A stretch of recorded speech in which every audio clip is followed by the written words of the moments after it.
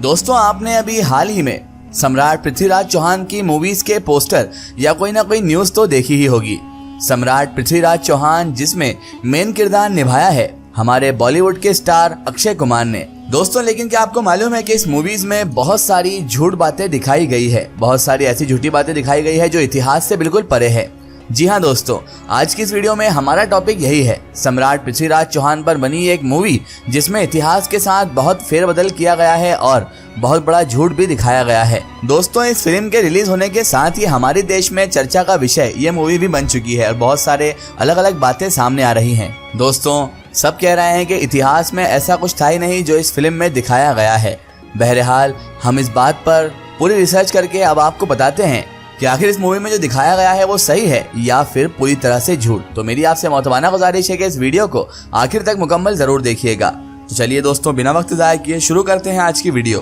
दोस्तों सबसे पहले हम बात करते हैं इस मूवी के बारे में। तो दोस्तों हम आपको बताते चलें कि जितने भी लोगों ने अभी तक इस फिल्म को देखा है उनमें से ज्यादातर लोग इसमें अक्षय कुमार को देखकर बहुत ज्यादा कंफ्यूज्ड हो गए हैं और वो लोग बार बार यही सोच रहे हैं कि ये मूवी जो बनाई गई है ये सम्राट पृथ्वीराज चौहान को ऊंचा महान दिखाने के लिए बनाई गई थी या फिर ये पृथ्वीराज चौहान जो कि सम्राट गुजरे हैं उनको नीचा दिखाने के लिए बनाई गई थी। क्योंकि दोस्तों अगर आप ये मूवी देखेंगे तो आप देखेंगे कि इस मूवी में अक्षय कुमार ने सम्राट पृथ्वीराज चौहान के कैरेक्टर को जिस तरह से अदा किया है वो यकीनन हद से ज्यादा बेहुदे तरीके से किया है। इतना ज्यादा अजीबोगरीब कि अगर आज सम्राट पृथ्वीराज चौहान खुद जिंदा होते तो वो अपने सारे दुश्मनों को छोड़कर सबसे पहले अक्षय कुमार को ही पकड़ लेते।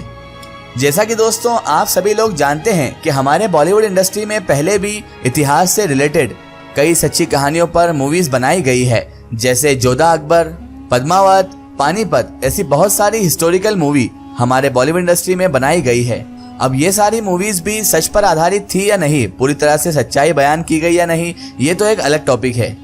मगर ये बात तो दोस्तों बिल्कुल सच है कि इन मूवीज के अंदर शाहिद कपूर हो या रणवीर सिंह हो या फिर ऋतिक रोशन हो, चाहे जो भी कैरेक्टर मूवीज में आए हों, उनका किरदार राजा महाराजाओं जैसा किरदार इन एक्टर्स ने इस तरह से निभाया था कि वो यकीनन काबिले तारीफ था। लोगों ने उनकी प्रशंसा की कि उन्होंने एक्टिंग बहुत अच्छी की थी। क्योंकि दोस्तों आम तौर पर किसी भी राजा महाराजा या फिर बादशाह सुल्तान के कैरेक्टर में ये चीज जरूर होना चाहिए कि उसके चेहरे पर रोबो दबदबा यानी रुआब, वकार दिखाई दे और साथ ही साथ उसकी आवाज में भी दम हो, उसके किरदार में भी दम हो और किरदार जो शख्स अदा कर रहा है उसे इस तरह दर्शाना चाहिए कि वाकई ये महान महाराजा या महान महाराणा गुजरे हैं। लेकिन सम्राट पृथ्वीराज चौहान पर बनने वाली मूवी में अक्षय कुमार में ऐसा कुछ भी नजर नहीं आ रहा है। हमें तो ये लगता है कि उन्होंने अपनी एक हाउसफुल नामी मूवी जिसमें उन्होंने बाला नाम का कैरेक्टर अदा किया था उसको कंप्लीट करने के फौरन बाद ही पृथ्वीराज चौहान मूवी की शूटिंग शुरू कर दी थी और वो शायद अपनी पुरानी मूवी का हुलिया बदलना भी भूल गए थे।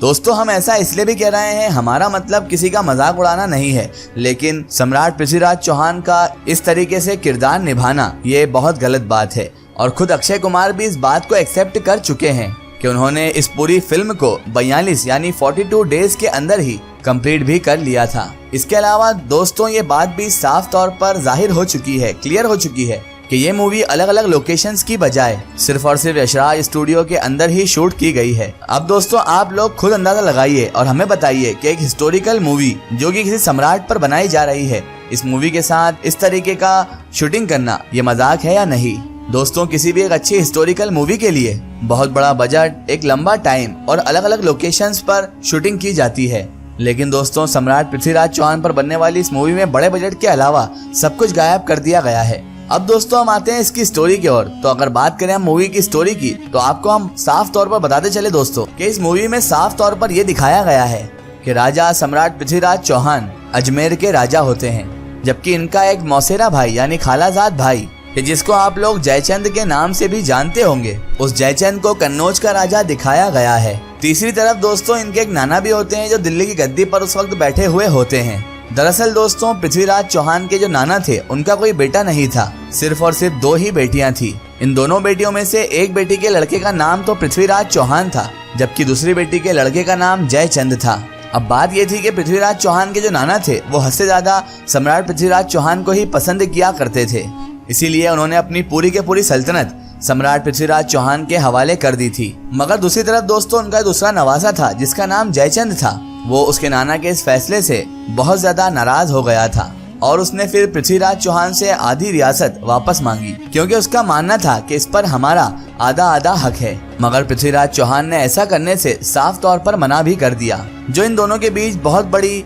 दुश्मनी पैदा होने की वजह भी बन गई। दूसरी तरफ दोस्तों, इस मूवी में पृथ्वीराज चौहान और उनकी बीवी रानी संयोगिता की प्रेम कहानी को भी दर्शाया गया है। दरअसल दोस्तों, पृथ्वीराज चौहान का जो मौसेरा यानी खालाजाद भाई था, उसकी एक बेटी भी हुआ करती थी जिसका नाम संयोगिता था। संयोगिता पृथ्वीराज चौहान से बहुत ज्यादा मोहब्बत किया करती थी और पृथ्वीराज चौहान भी संयोगिता से मोहब्बत किया करते थे। अब जाहिर सी बात है कि जयचंद, जो पृथ्वीराज चौहान से पहले ही चिढ़ता था, वो इन दोनों को एक तो होने नहीं दे सकता था। इसीलिए सम्राट पृथ्वीराज चौहान खुद कन्नौज जाकर संयोगिता को वहां से लेकर आ जाते हैं। इस तरीके से अब जयचंद और सम्राट पृथ्वीराज चौहान के बीच दुश्मनी और भी ज्यादा खतरनाक रूप ले लेती है और इन्हीं तमाम चीजों की वजह से अब जयचंद सम्राट पृथ्वीराज चौहान के खिलाफ मोहम्मद गौरी की मदद करने के लिए तैयार हो जाता है और इसका फैसला कर लेता है। बाकी दोस्तों, आप इस फोटो को भी देख सकते हैं कि आखिर मोहम्मद गौरी ने अक्षय कुमार को कितनी ज्यादा मजबूती के साथ बांध रखा है, ताकि अक्षय कुमार, जो कि मूवी में सम्राट पृथ्वीराज चौहान के कैरेक्टर निभा रहे हैं, वो भाग न जाएं। दोस्तों, अब बात करते हैं हम हिस्टोरिकली यानी इतिहास के हिसाब से ये मूवी हमारी उम्मीदों पर कितनी ज्यादा खरी उतरी है। तो दोस्तों, हम आपको बताते चलें कि अगर आप लोग एक हिस्ट्री लवर हैं, इतिहास पढ़ना और सुनना और जानना पसंद करते हैं, तो गलती से भी आप लोग इस मूवी को ना देखें तो ही बेहतर होगा, क्योंकि आपकी फीलिंग जो आप सम्राट पृथ्वीराज चौहान से आप अटैचमेंट रखते हैं वो तो हर्ट होगा ही, साथ ही साथ आपका टाइम वेस्ट और मनी भी वेस्ट होगी। वैसे तो दोस्तों, इस पूरी ही मूवी में जगह जगह इतिहास को पूरी तरह से तोड़ मरोड़ कर पेश किया गया है, लेकिन फिर भी आपको देखना है कि ये मूवी इतिहास से कितना ज्यादा करीब या कितना ज्यादा दूर है। तो इसका अंदाजा दोस्तों आप लोग सिर्फ और सिर्फ मूवी के उस आखिरी सीन से ही लगा सकते हैं कि जिस सीन को इस मूवी का सबसे जरूरी या फिर ये कहिए कि एक ऐसा सीन बताया जा रहा है कि जिस पर डायरेक्टर की तरफ से सबसे ज्यादा मेहनत भी की गई है। फिल्म के एंड में दिखाया गया है दोस्तों कि सम्राट पृथ्वीराज चौहान के कैरेक्टर में मौजूद अक्षय कुमार किस तरह से मोहम्मद गौरी को आंखों से अंधा होने के बावजूद भी कत्ल कर देते हैं। मगर दोस्तों, इस मामले का दूर दूर तक सच्चाई से कोई भी रिश्ता नहीं है,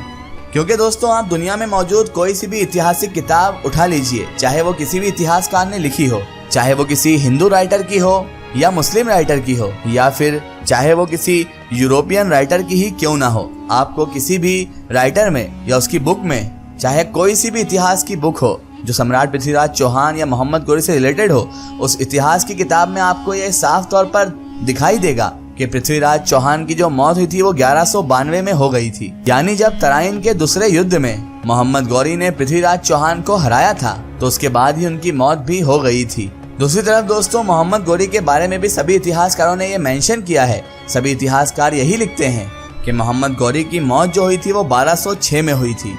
इसके अलावा दोस्तों, जहां एक तरफ मोहम्मद गौरी की मौत आज के मौजूदा हालात में मौजूद पाकिस्तान के एक इलाके में हुई थी, तो वहीं दोस्तों दूसरी तरफ पृथ्वीराज चौहान की मौत अजमेर में हुई थी और इन दोनों की मौत के ही बीच दोस्तों लगभग 14 साल का फासला था। लेकिन आप जरा इस मूवी पर गौर कीजिए दोस्तों कि इस मूवी में किस तरह से लोगों को बेवकूफ बनाते हुए 1192 में ही दोनों की मौतों को दिखा दिया गया है। अब अगर मेकर्स का दिल रखने के लिए उनकी इस बात को दोस्तों सच भी मान लिया जाए, तो सबसे बड़ा सवाल तो ये खड़ा होता है यहाँ पर कि आखिर 1192 से लेकर 1206 तक मोहम्मद गौरी की तरफ से लड़ी गई बहुत सारी जंगों में मोहम्मद गौरी की जगह फिर कौन लड़ रहा था? क्योंकि अगर आप दोस्तों हिस्ट्री में या फिर इंटरनेट पर सुल्तान मोहम्मद गौरी की सारी जंगों की लिस्ट निकालेंगे, तो उसमें आपको 1, 2, 3 या 4 जंगें नहीं मिलेंगी, बल्कि ऐसी बहुत सारी जंगें मिलेंगी कि जो मोहम्मद गौरी ने 1192 से लेकर 1206 के बीच में लड़ी थी। इवन मोहम्मद गौरी की जिंदगी का आखिरी वक्त भी यानी कि 1205 और 1206 इन वर्षों का दौर भी जंगों में ही गुजरा था। इसके अलावा दोस्तों एक और फैक्टर ये भी है कि मेरी तरह आप लोगों ने भी बचपन से ही ऐतिहासिक किताबों में ये तो साफ तौर पर पढ़ा ही होगा कि 1192 में मोहम्मद गौरी पृथ्वीराज चौहान को हराकर वापस चला गया था और इस पूरे इलाके पर अपने गुलाम के जिसका नाम कुतुबुद्दीन ऐबक था उनको बिठाकर ये चला गया था और उन्होंने ही मोहम्मद गौरी के ऑर्डर पर 1192 से लेकर 1206 तक इस पूरे के पूरे इलाके को न सिर्फ मजबूत किया था बल्कि ज्यादा से ज्यादा बढ़ाने की भी कोशिश की थी। और फिर 1206 में जब कुतुबुद्दीन ऐबक तक मोहम्मद गौरी की मौत की खबर पहुंची थी, तो फिर उन्होंने अपनी एक अलग सल्तनत का ही ऐलान कर दिया था। और इसी तरीके से दोस्तों भारत में सबसे पहली मुस्लिम सल्तनत कायम हुई थी जिसको दिल्ली सल्तनत के नाम से जाना जाता था। अब सवाल ये उठता है कि अगर इस मूवी के हिसाब से मोहम्मद गौरी की मौत 1192 तक ही हो गई थी तो फिर उनके गुलाम यानी कुतुबुद्दीन ऐबक अगले 14 साल किसके अंडर में राज करता रहा था, और फिर उन्होंने हिंदुस्तान में ही अपनी एक अलग आजाद हुकूमत और ये कहिए कि पहली मुस्लिम सल्तनत कायम करने के लिए 14 साल का इंतजार आखिर क्यों किया था, क्योंकि उनको तो फिर 1192 में ही अपनी सल्तनत कायम कर देना थी। बहरहाल दोस्तों ये तो आपको मैंने मोटा मोटा हिसाब किताब बताया है। इसके अलावा भी इस मूवी में बहुत सारी ऐसी चीजें दर्शाई गई है जो इतिहास के हिसाब से गलत है, और एक पढ़ा लिखा इंसान जो हिस्ट्री के बारे में जानता है वो इसे कभी भी कबूल नहीं करेगा। बहरहाल दोस्तों आज की अपनी वीडियो को हम यहीं पर खत्म करते हैं। आपको ये वीडियो कैसी लगी हमें कमेंट सेक्शन में जरूर बताएं, और इस वीडियो को ज्यादा से ज्यादा शेयर करें और इसे अपने फ्रेंड सर्कल, अपने रिश्तेदारों तक जरूर पहुंचाएं। इसी तरह की इन्फॉर्मेटिव हिस्टोरिकल वीडियो के लिए हमारे चैनल को सब्सक्राइब कीजिए और पास में दिए गए घंटी के आइकन को जरूर दबाएं ताकि हमारी आने वाली हर नई वीडियो की नोटिफिकेशन आप तक पहुंचती रहे।